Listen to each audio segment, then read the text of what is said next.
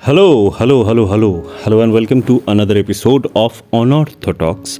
And if you're new, welcome to your first episode of Unorthodox. Unorthodox আমরা কি করি, আমি এনামুল তোমার সঙ্গে গল্প করি। তুমি যদি চাও গল্পতে পার্টিসিপেট করতে, তাহলে তোমাকে হয় কমেন্ট করতে হবে বা আমাকে মেল পাঠাতে হবে।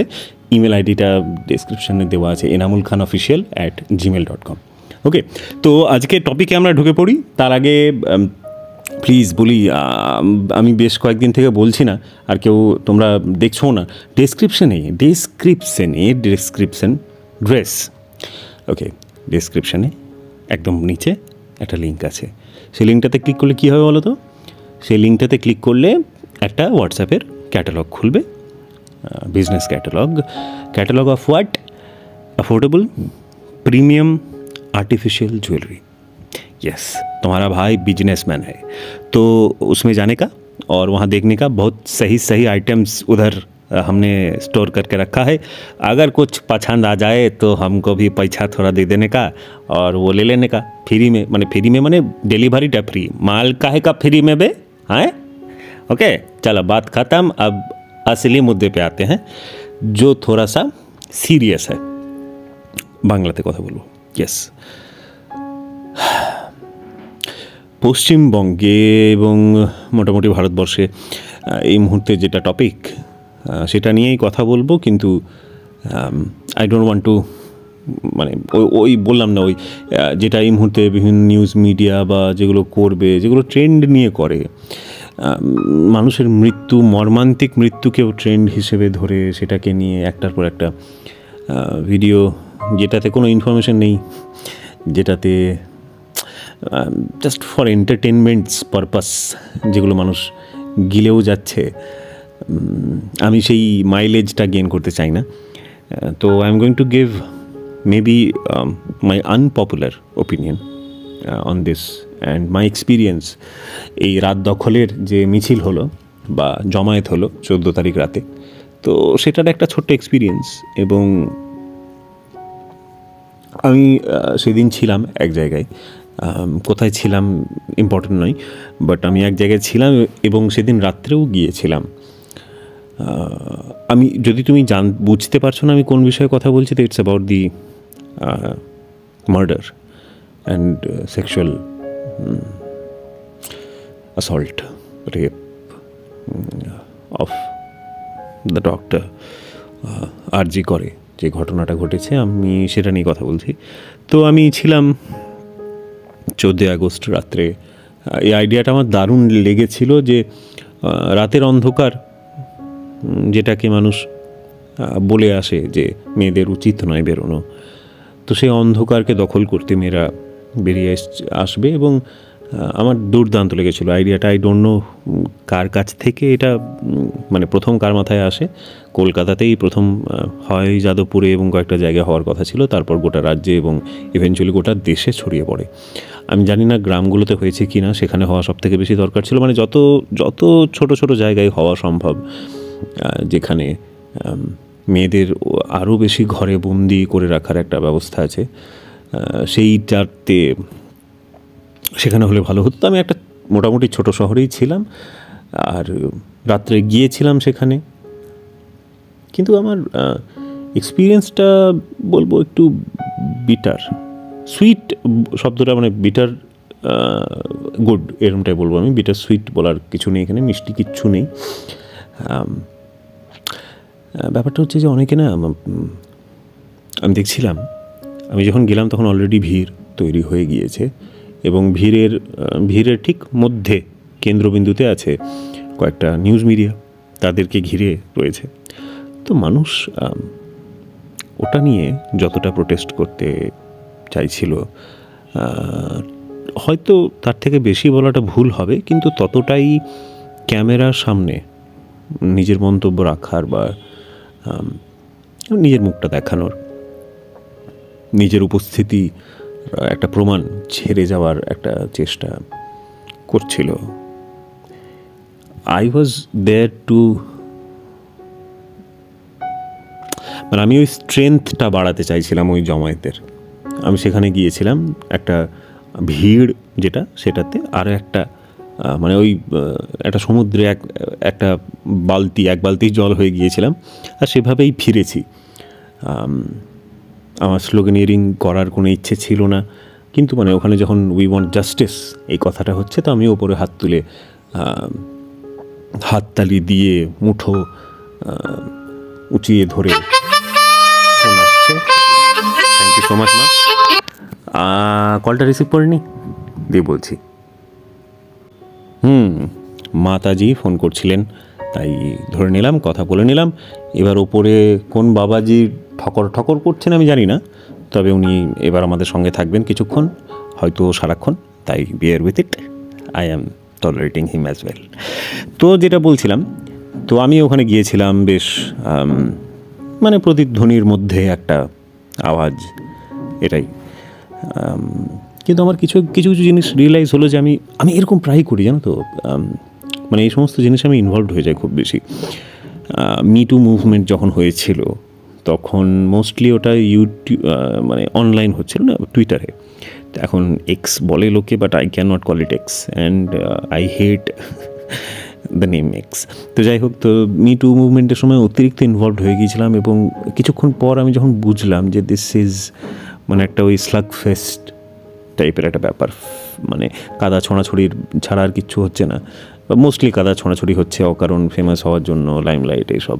তো তখন আমি বেরিয়ে গিয়েছিলাম, বিকজ আর তখন আমি তো নিজের মানে মেন্টাল হেলথের আলাদা করে কোনো খেয়ালও রাখতাম না। I was not under any medication or মানে এনি সুপারভিশন। তো আপাতত যেহেতু আমি ট্রিটমেন্টের মধ্যে আছি, এই ধরনের জিনিস, এই ধরনের জায়গাতে গিয়ে যখন আমি দেখি এই সুপারফিশিয়ালিটি, টিভিতে আমরা যখন দেখতে পাই তখন আমাদের কী মনে হয় যে খুব কী বলবো, মানে খুব অ্যাগ্রেসিভ মনে হয়, তাই না? এরকম মিছিলকে বা কিছু খুব প্যাশনেট মনে হয়। তো আমি যখন সেদিন গেলাম, জয়েন করলাম, আমি প্যাশন দেখতে পাইনি সেটা নয়, ভালোই প্যাশন ছিল, কিন্তু তার মধ্যে অনেকেই লাইমলাইটের জন্য এবং একটা মানে ইটস লাইক মানে এটা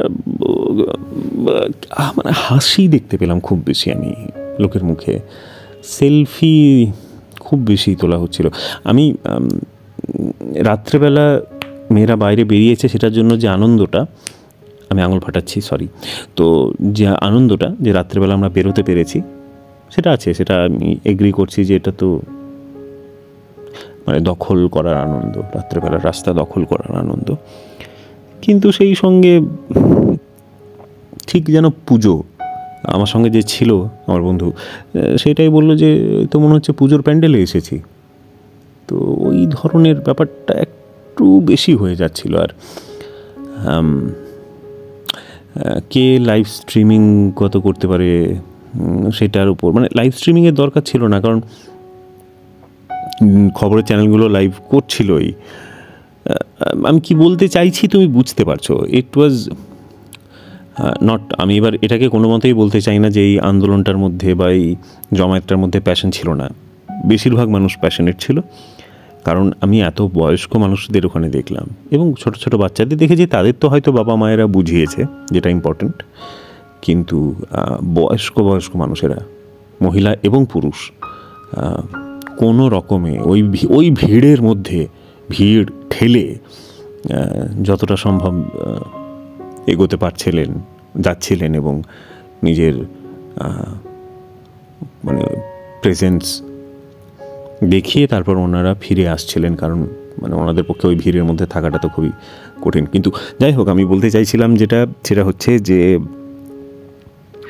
don't get too much involved. হ্যাঁ, বেসিক্যালি আমি এটা বলতে চাইছি। এটা আনপপুলার এই কারণে বলছি, কারণ মানে এখন এই মুহূর্তে এটা শেয়ার করা, এটা নিয়ে কথা বলাটাই স্বাভাবিক। আমিও প্রচণ্ড লিখেছি, পড়েছি, বলেছি, শেয়ার করেছি, এবং এটা উচিত, দরকার, এই কনভারসেশনটা হতে থাকা দরকার। বাট আমার মনে হয় এই দুর্ঘটনার বা মানে এটাকে যদিও দুর্ঘটনা বলাটা ঠিক নয়, কারণ দুর্ঘটনা আকস্মিকভাবে হয়।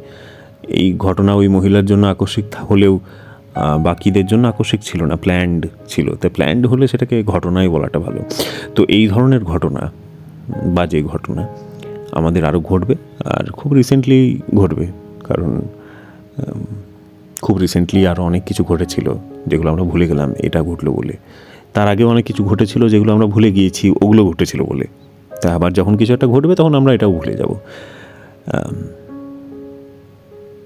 এটাই কাজ পলিটিক্সের, এটাই কাজ, এটাই আমাদের কালচার তৈরি করে দিয়েছে বর্তমান মিডিয়া। সব থেকে বড় একটা কালপ্রেট এই কালচারটার জন্য। এই মিডিয়ায় কি পুজোর সময় কভারেজ করবে না? পুজো কতদিন পর? 1.5 মাস পর। পুজোর সময় প্যান্ডেলে প্যান্ডেলে মণ্ডপে মণ্ডপে ঘুরবে না? ঘুরবে তো।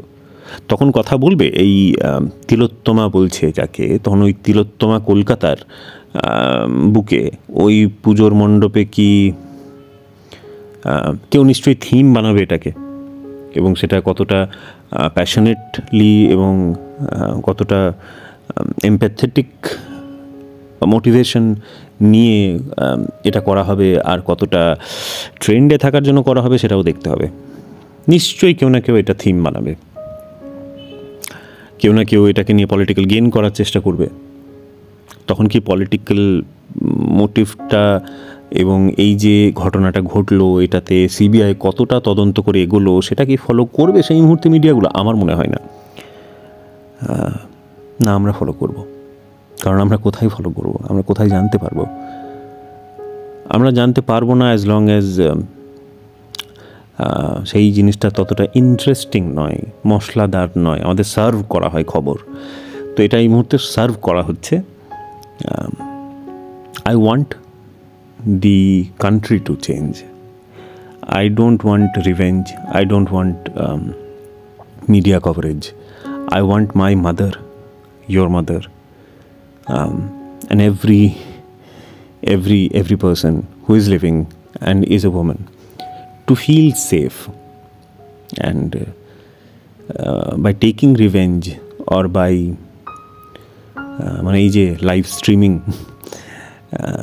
এটাতে সেফ হবে না। তারা সেফ হবে যদি আমরা সেফ জোন বানাতে পারি আমাদের রাস্তাগুলোকে, আমাদের হাসপাতালগুলোকে, বা যেখানে যেখানে এই ধরনের কাণ্ড বেশি ঘটে সেই সমস্ত এলাকাগুলোকে সরকারিভাবে যদি সেফ জোন বলে ঘোষণা করা হয়, এবং ওই জোনে যদি কিছু ঘটে তো সেটার দায়ী সরকার হবে, যেটা দায়িত্ব সরকারকে নিতে হবে, যেটা আমাদের গাফিলতির জন্য ঘটেছে, সেই দিন এই ঘটনাগুলো ঘটা কমবে।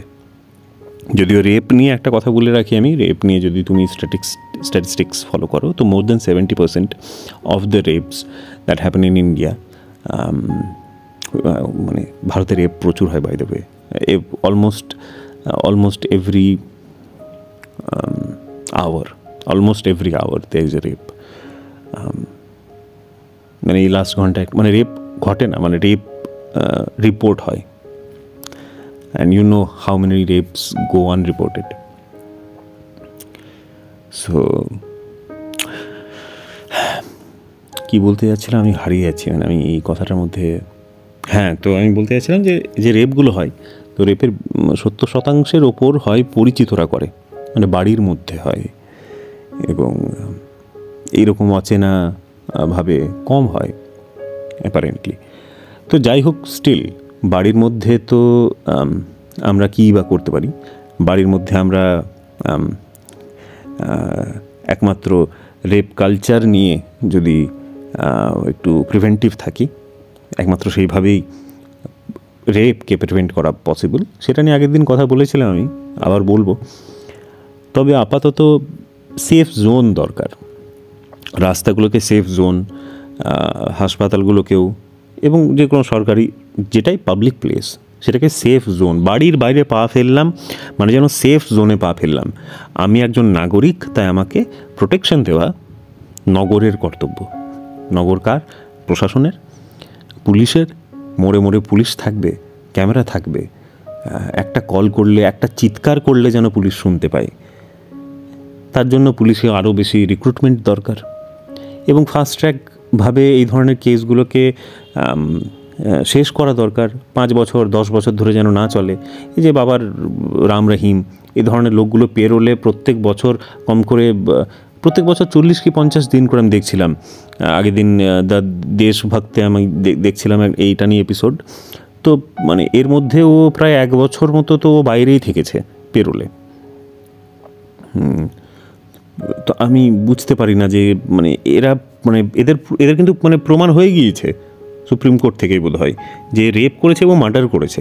তো রেপ মার্ডারের পরেও এরা পেরোল পেয়ে যাচ্ছে আমাদের দেশে। তাহলে আমাদের এই যে সিলেক্টিভ আউটরেজ, এটা কি কারণে? রাম রহিম একজন সেলিব্রিটি বলে সেটা নিয়ে আমরা কিছু বলছি না, আমরা ফলো করছি ওটাকে যে ও পেরোল পেয়ে যাচ্ছে। তুমি জানতে? আমি জানতাম না যদি না দেশভক্ত বলতো বা এই ধরনের চ্যানেলগুলো এগুলো কভার না করতো। তো আমাদের চ্যানেলগুলো সেই আমাদের মেন স্ট্রিম চ্যানেল যেগুলো টিভিতে টেলিকাস্ট হয়, এত বড় বড় স্পন্সরদেরকে নিয়ে, যারা এক্ষুনি ফিরছি একটা বিরতির পর, 2 মিনিটের বিরতিতেই ওরা কত টাকা যে রোজগার করে তার ঠিক নেই। তো সেই চ্যানেলগুলো এইগুলোকে ফলো করছে না। অন্যায় তো ওখানেও হচ্ছে না। একটা মেয়েকে রেপ করে, একাধিক মেয়েকে রেপ করে মার্ডার করে দিয়েছে যে লোকটা, সেই লোকটা পেরোলে বারবার বেরিয়ে যাচ্ছে, নিজের লাক্সুরিয়াস লাইফ লিড করছে আবার বারবার করে প্রত্যেক বছর। যাকে মানে 14 বছরের হাজতে পাঠানো হয়েছে, সে তার মধ্যে পেরোলে চলে যাচ্ছে এতগুলো দিন। আমাদের রাজনীতিটা শেষ হয়ে গিয়েছে। আমি সিরিয়াসলি বুঝতে পারি না যে তৃণমূলকে ভোট না দিয়ে, বিজেপিকে ভোট না দিয়ে কাকে ভোট দেব, বা কেউ ভোট দিয়ে ক্ষমতা এলে আমাদের জন্য ভাববে কি না, মানে ভাববে কি না বলাটা ভুল, ভাববে না। কেউ নেই যে দেশকে বেটার রাস্তায় নিয়ে আসতে পারে, একমাত্র আমি তুমি ছাড়া। এবং সেটা রাজনীতি দিয়ে সম্ভব, যে বাড়াবাড়ি করবে তাকে ক্ষমতাচ্যুত করে। কিন্তু রেপ কালচার নিয়ে কাজ করতে হবে ভায়া, রেপ কালচার নিয়ে কাজ করতে হবে। বাড়ির এবং তোমার আশেপাশের সমস্ত মেয়েকে মানুষের মতো করে ট্রিট করতে হবে। তারা মানুষ হলে যেটা করতে পেত, তারা মেয়ে হয়ে সেটাই যেন করতে পায়। তাদেরকে যে বাধা দিচ্ছে তাকে বোঝাতে হবে, তার সামনে রুখে দাঁড়াতে হবে। সেটা আমার মাই হোক, আমার বাবাই হোক, আমার দাদাই হোক, বৌদি হোক, যে হোক, সবাই মানুষ।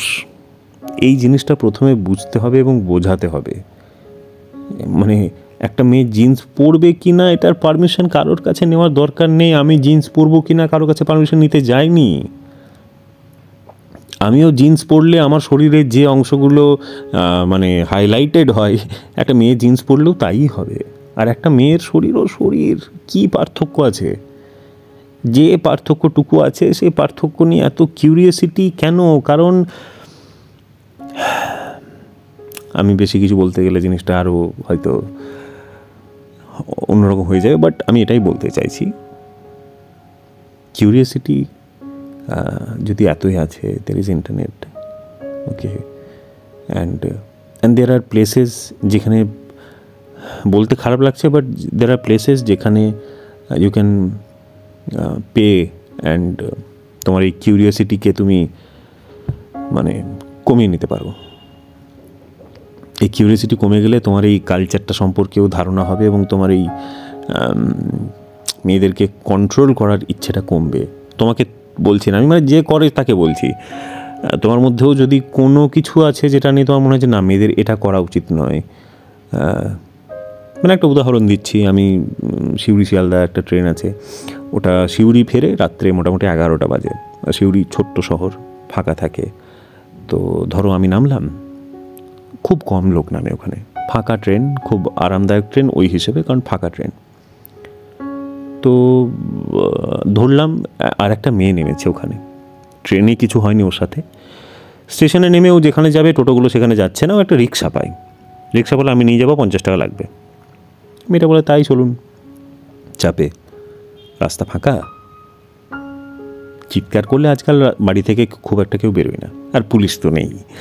তো মেয়েটা রেপ হয়ে যায়, মার্ডার হোক আর না হোক, রেপ হয়ে যায়। ওই মেয়েটার ওই যে ট্রেনটাতে আমরা বাড়ি ফিরলাম তার আগেও একটা ট্রেন আছে, কিন্তু মেয়েটা কোনো কারণে ওই ট্রেনটা মিস করেছিল বলে ওই ট্রেনটা ধরেছিল, এটাই ধরে নিলাম। কিন্তু মেয়েটা রেপ হয়ে যায়। বেশিরভাগ মানুষ যেটা বলবে সেটা হচ্ছে যে এটা তো প্রথম কথা খারাপ ঘটনা, কিন্তু একটা স্টার মার্কস, নিচে টার্মস অ্যান্ড কন্ডিশনস অ্যাপ্লাইড। কি না, ওই ট্রেনটাতে কেন হলো? কী দরকার ছিল অত রাতে বাড়ি ফেরার? তোমার যদি মনে হয় যে তুমিও এই কথাটা কোথাও না কোথাও তোমার মনের মধ্যে বলবে, তাহলে you have a problem brother.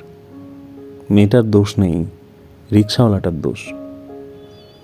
হতে পারে মেয়েটার বাড়িতে কেউ ছিল না যে ওকে নিতে আসতে পারে। বাড়িতে হয়তো শুধু মা আছে, শুধু বোন আছে, দাদা ব্যস্ত ছিল, দাদা নেই, বাবা ব্যস্ত ছিল, বাবা নেই, অনেক কিছু হতে পারে না, অনেকগুলো প্রবাবিলিটি আছে। তো ভেবে দেখো যে তোমার মনে এটার কি রিয়াকশান আসছে যদি এরকম একটা কন্ডিশনে একটা মেয়ের সাথে এই ঘটনাটা ঘটে। তখন তুমিও কি বলবে যে অত রাতের বাড়ি ফেরার কী দরকার ছিল? দরকার ছিল, বাড়ি ফেরার দরকার ছিল, কারণ ওর ইচ্ছে ছিল, তাই না? এবার ওর ইচ্ছে ছিল, এটা আবার কোনো কথা হলো? এটা যদি তুমি বলো, দ্যাট ইজ অলসো প্রবলেম। আমার ইচ্ছে হলে আমি ওই ট্রেনটাতে ফিরতে পারছি, ওখানে পারবে না। তার মানে আমরা সমাজটাকে ঠিকঠাক বানাচ্ছি না। আমরা মেয়েদেরকে একটা অবজেক্টের মতো করে দেখছি, অন্ধকারে যাকে প্রোটেকশন এর প্রয়োজন হয় আলাদা করে, টাকা পয়সার জন্য নয়, তার শরীরটাও একটা প্রোটেক্ট করার মতো একটা জিনিস, যেটা আমার নয়, তোমার নয়, যদি তুমি ছেলে। এই ভয়টা দূর করতে হবে, আর ওই সাহসটা দূর করতে হবে যেটা অন্ধকারে ছেলেরা পায়, আমি পাই, তুমি পাই। এটা মানতে হবে। অন্ধকারে মুখোশ খুলে যায় আমাদের, বলেই তো রেপ হয়। একটা মেয়ে তো একটা মেয়ের রেপ করছে না, খুব রেয়ারলি ঘটতে পারে সেই ঘটনাটা। আমি করছি, তুমি করছো, আমাদের ঠিক করতে হবে না নিজেকে? নিজেকে ঠিক করি, চলো। তুমি শেয়ার করো, তুমি আওয়াজ তোলো, কিন্তু নিজেকে আগে ঠিক করো। আর কিছু বলছি না, আজকে এই পর্যন্তই বলে থামছি। আর আচ্ছা, মেসেজও আসতে শুরু করেছে, আমি আর কিছু বলছি না, এটা নিয়ে আমি আর কথা বলবো না। আমার মেন্টাল হেলথের ওপর প্রচণ্ড ইম্প্যাক্ট পড়েছে, তারপর থেকে আমি কনস্ট্যান্ট অ্যাংজাইটিতে আছি, অ্যাংশাস আছি, এবং আমি প্রচুর কন্ট্রোল করছি নিজেকে।